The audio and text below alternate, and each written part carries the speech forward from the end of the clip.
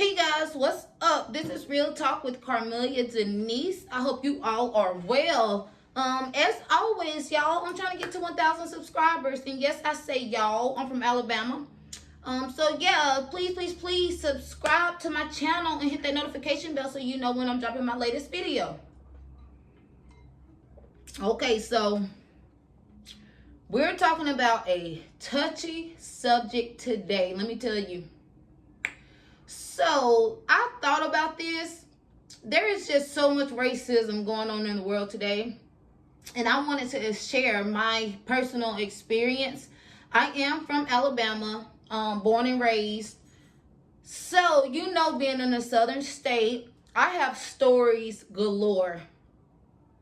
But through all my experiences, it still didn't make me hate anyone. I still love everybody. I feel like that we are all God's children and we are all one. Not everybody thinks like that in the world. So I'm going to tell you an experience that happened to me when I was in the first grade. And I remember this like it was yesterday. So I went to and this is no bash. This is not to bash anybody that I went to school with. I went from the same school from kindergarten to 12th grade. And I'm going to share this experience and then we can talk about how things that happened in the past still affects us today. So I'm in the first grade and we're all lined up to go to the restroom, if I can recall that. We were going to the restroom, or either we were lining up to go outside or to the cafeteria. So we were all rushing to get in line, and I got in front of this girl, and she was white. I was the one of 4 black people in my class up until when we graduated. So we're rushing to get in line, and I guess she thought I broke in front of her, and she said, okay, you little N-word, you little N-word, you little N-word, you in. And I turned around and I smiled at her because I didn't know what the N-word was. Mind you, I was born in 85. My mom was born in 52. So growing up in my house, we were not allowed to like sit in the living room or watch certain things on TV. So a lot of things that were said when I was young, I had no knowledge of because I was still in a child's place. I still had a child's mind.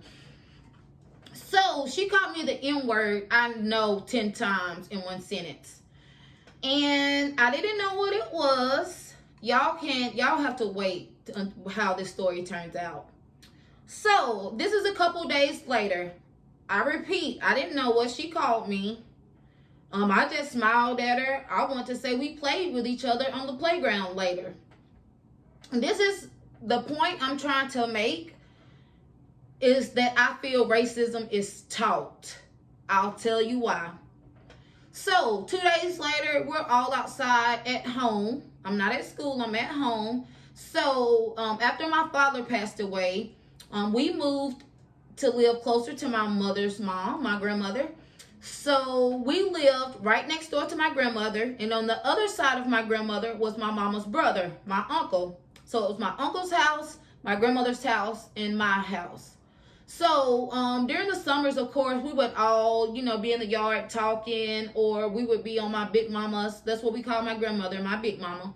We would be on her swing, during the summer.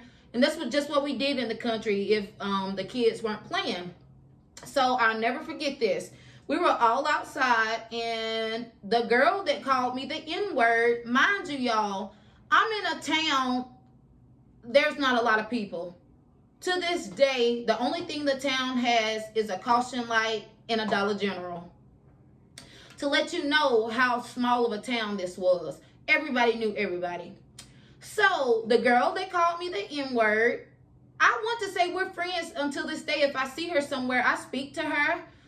She doesn't know that this affected me the way that it did.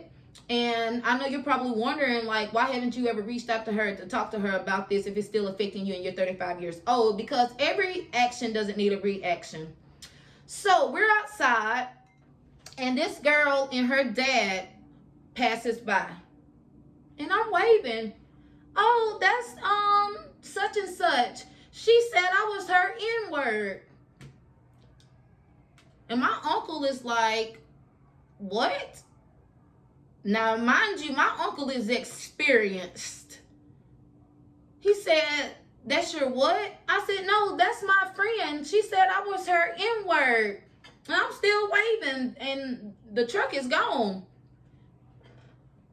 He said, run that by me again, niece.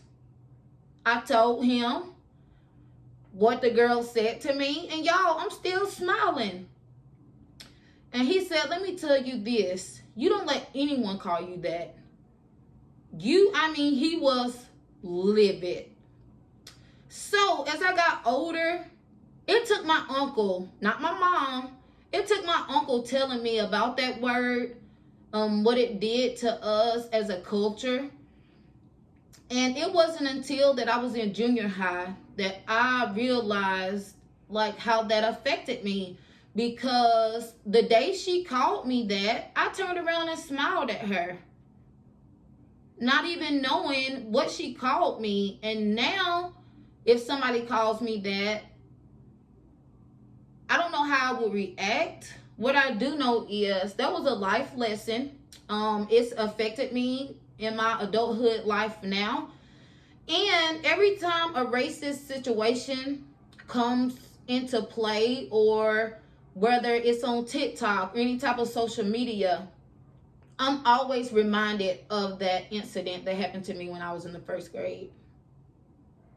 It's still hurtful until this day. When I realized what that word was, and that someone would call me that, as educated as I thought I was, and so forth. And it took me learning, even though I feel like people are educated, even if you were not uneducated, or even if you were not educated, if you were uneducated, that still gives nobody the right to call you that.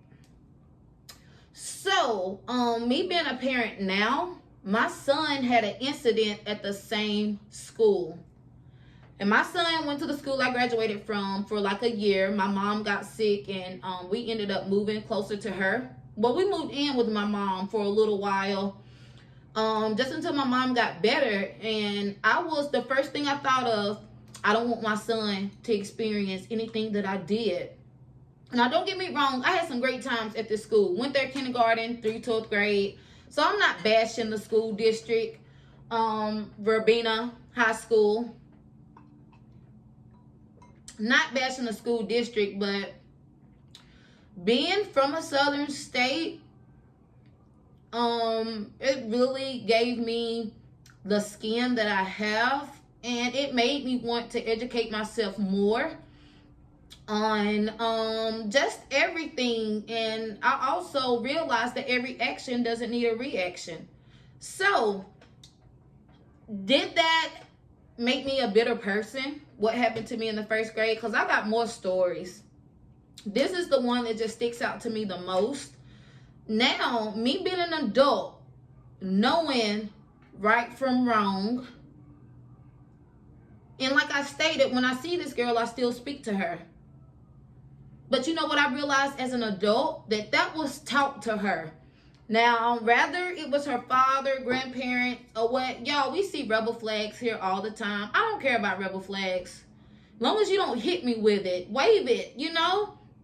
When it comes to heritage, I don't fault anybody for what they were raised in. I don't fault anyone. It's how you use that stuff in everyday life. So if you go around mistreating people and using the N-word freely, my biggest thing is people that do it behind closed doors. So if you act that way at home, why don't you act that way in public? Are you scared that someone's going to see you? Maybe the black person that you work with. I don't like people living undercover. You're using words at home. Your children are picking up these words. And you're not always going to be around when your children are placed in everyday situations. So, that's my experience with the N-word.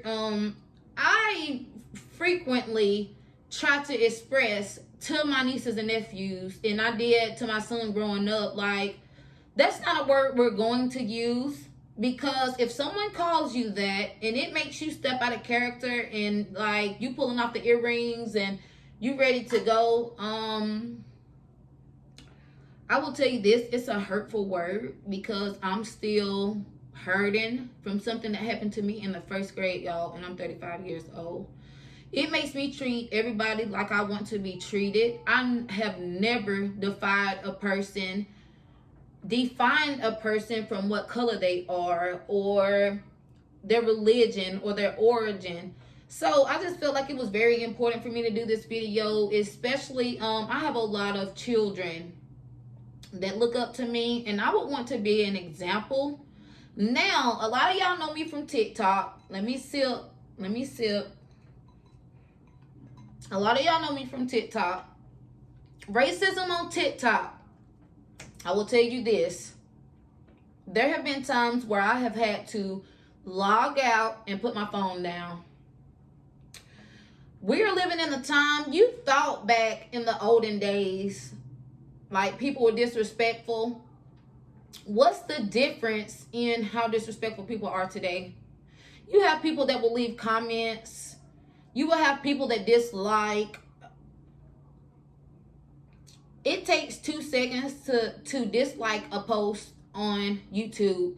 It takes 2 seconds to thumbs it up. Now, we're not going to agree with everything, but you have people out here that won't even subscribe to your channel because, oh my gosh, like, she's pretty, or oh my gosh, like, she doesn't need my following. Like, oh my gosh, like, y'all, I don't care who you are. I support everybody. I subscribe to YouTube channels every single day. I follow people, y'all, y'all know I'm from Alabama. I say y'all. But yeah, I just really felt the need to do this video, just to get that off my chest, and to say it doesn't cost a thing to be nice. Y'all, if you feel a certain way about a group of people, like with all the Asian hate going on, can we pray for each other? Can we pray as a whole that one day what we are or what color we are doesn't define us? Can we do that? To the girl that called me the N-word in school, she probably doesn't even remember. And look, I'm 35 years old and it's still affecting me. So, thank y'all for listening to my story. I try to be as real as I can. My channel is not a channel to bash other people or anything like that. So everything that I talk about, I do it with utmost respect. And yeah, guys, again, thank y'all so much for watching. I am going to do a part 2 to this racism video. Make sure that you leave a comment, because I'm shouting out somebody from the comments on my next video. So with that being said, I have to shout out Adrian Hellsberg. I think I pronounced your last name correct.